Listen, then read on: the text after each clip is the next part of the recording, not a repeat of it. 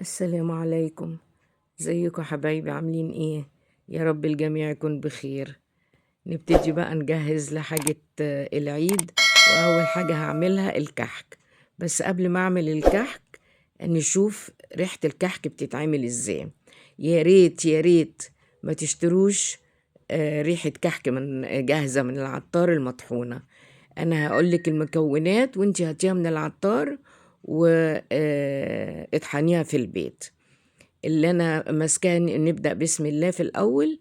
اللي أنا ماسكاها دي اسمها كافورة، قولي له عايزة كافورة. هي بتبقى عاملة زي لحاء الشجر كده. وتشميها ريحتها حلوة قوي وريحتها قوية. بس بتبقى ناشفة شوية، بتدقدقيها الأول شوية وبعدين بتطحنيها. والمكون التاني اسمه خميرة، اللي أنا ماسكاها في إيدي دي. الخميرة دي برضو بتبقى يعني من لحاء الشجر، برضو ريحتها قوية وجميلة جدا جدا.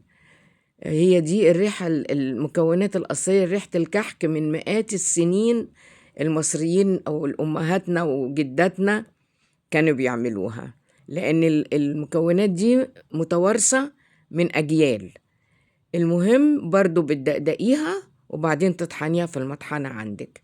والمكون الثالث أكيد كلنا عارفينه، اللي هو الكبابة الصيني. والمكون الرابع هو المحلب. ده المحلب. والمكون الخامس والأخير اللي هو زر الورد. الخمس مكونات دولت بنطحنهم وبعدين بناخد من كل حاجة كمية بتكون معينة. يعني مثلا لو أخدت معلقة صغيرة من المحلب قصادها معلقة كبيرة من كبابة صيني، معلقة كبيرة من زر الورد، وقطعتين من أو قطعة واحدة من الخميرة أو قطعة واحدة من الكافورة. أو بعد ما تطحنيهم تاخدي ربع معلقة بس، يعني تكون كميتهم قليلة. نيجي هنا بقى للكحك. أنا هعمل بالدقيق دوت. الحقيقة أنا وزنته لقيته مش كيلو بالظبط، طلع 978 جرام. فأنا كملت 1000 جرام بالدقيق اللي انت شفتوه في البولة البرتقاني الصغيرة دي اهي، اللي انا حطيتهم دلوقتي. علشان ده الكحك ده لازم يكون مقاديره مظبوطة. فانت لما تاخدي الكيس كده وتحطيه على طول وزنه ما بيكونش مظبوط. المهم انا نخلته، حطيت ربع معلقة ملح او تمن معلقة ملح كفاية قوي، ومعلقة كبيرة سمسم محمصاه نص تحميصة، يعني مش محمص قوي ولا تحطيه ابيض كمان. وما تكتريش السمسم علشان لما تيجي ت... ت... تنقشي ما يضايقكيش في النقش ويبوظها. حطيت بعد كده دي معلقة محلب. انا كنت قلت لكم قبل كده انا بطحن المحلب لوحده، لان ساعات بستخدمه في حاجات مش بستخدم ريحة الكحك. دي ريحة الكحك اللي انا ماسكاها في ايدي دي. باخد معلقة صغيرة وخدت معلقة كبيرة من المحلب المطحون مع السكر، مش محلب لوحده. لان انا بصراحة بشوف فيديوهات تقولك معلقة كبيرة محلب. المحلب لما احط منه معلقة كبيرة ده مر جدا. فهي بتقول معلقة كبيرة لان هي جايباه جاهز، فبيكون العطار خلطه مع دقيق. انما لو انت طحنتيه في البيت بتاخدي معلقة صغيرة محلب بتطحنيها مع 5 معالق سكر، وبعد كده تاخدي منها معلقة صغيرة في اي حاجة انت بتعمليها. بعد كده انا جبت الحقيقة المية في الاول دوبت فيها السكر وسبتها تبرد. هي كانت مية سخنة عشان بس السكر يدوب فيها كويس. حطيت معلقتين سكر دوبتهم في المية وسبتها. بعد كده عندي هنا 550 جرام سمنة بلدي. الحقيقة أنا لسه ما جبتش الزبدة الجاموسي، اللي وصلت لي الزبدة البقري.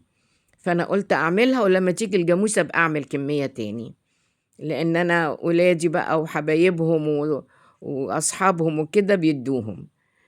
المهم يعني حطينا السمن. أنا السمنة الحقيقة لا قدحتها ولا حطيتها باردة، هي سخنة وسخنة جدا بس مش مقدوحة. عشان كده أنا بقلب في الأول بالسباتيولا، وبعدين هسيبها لغاية ما تبرد، وبعدين ابتدي بإيدي بقى البس بقى زي ما انتوا شايفين كده. بمسك أدعك بقى كويس قوي علشان حبيبات الدقيق تتشرب السمن كويس. هنا المية كانت بقت دافية، حطيت عليها معلقة صغيرة خميرة. اوعي تكتري الخميرة لأن كترها بيبوظ النقشة وبيخلي الكحكاية تفرش. فهي على كيلو الدقيق معلقة صغيرة خميرة. شايفين هنا بعد ما بسيت الدقيق بالسمنة بقت سايحة خالص. هحط بقى أنا الأول هجس كده يجي معلقتين من المية. هي المية اللي عندي دي على فكرة نسيت أقول لكم 150 ملي، يعني كوباية إلا ربع. الكوباية اللي هي 200 ملي حطيت 150، يعني كوباية إلا ربع. ابتدي بقى أعجن. شايفين العجن؟ أنا بلف بإيدي بس بطراطيف صوابع كده العجينة. ما بنعجنش زي الفطاير، لأ، علشان ما نعملش عرق في العجينة. بلف كده لغاية ما تتشرب كل المية بتاعتي بالخميرة. هنا بقى أنا اطمنت إن هي كويسة. أنا حطيت بقية المعلقتين اللي أنا كنت حجزتهم، فكده 150 ملي مية بالظبط. ابتدي بقى طبعا عشان الدنيا برد العجينة بتبقى ناشفة.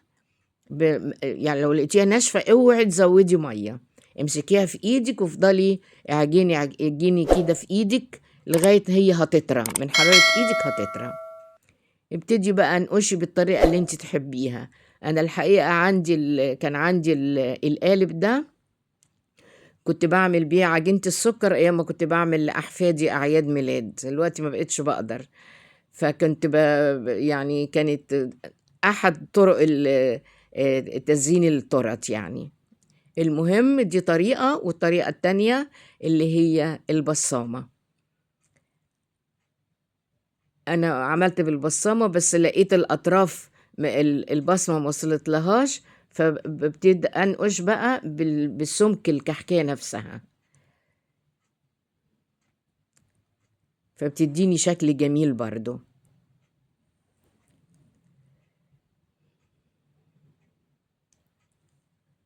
أتمنى بقى إن كنتوا تشجعوني يا جماعة وتفتحوا نفسي كده على الشغل، لأنه دي الحاجة الوحيدة اللي بقدر يعني إن أنا بحبها وبعملها، إن أنا أعمل حاجات في البيت وأكل وكده. لأن أنا زي ما أنتوا عارفين أنا لوحدي، مفيش حاجة غير إن أنا طول النهار يا بصلي يا بقرأ قرآن يا أعمل كده أكل. فشجعوني عشان لأن أنا حبيت برضو موضوع إن أنا أعمل مونتاج وأنزل فيديوهات. شجعوني بقى باللايك. شايفين النقشات جميلة إزاي؟ عملت شوية بالمنقاش وشوية بالبصامة وشوية بالقالب اللي أنا وريته لكم ده، الطبعة دي ولا إيه؟ شايفين هنا بعد ما استوى النقشة زي ما هي. ليه؟ لأن العجينة مخدومة كويس وفي نفس الوقت ما كترتش الخميرة، فالنقشة الكحكاية حافظت على نقشتها. أنا الحقيقة بحب يعني ما يكونش لونه فاتح قوي، لأن لما بيتحم بياخد لون شوية الكحك بيبقى طعمه جميل. أتمنى بقى أن يكون عجبكم الفيديو، وأتمنى أن انتوا تشجعوني باللايك وتعليق حلو كده منكم. وكل سنة وانتوا طيبين. يا رب يهل علينا العيد بالخير والبركة. اهو شايفين قد ايه ناعمة وجميلة ومستوية من جوه زي من بره. ناعمة ناعمة بس ماسكة نفسها. ليه؟ لأن المية مظبوطة.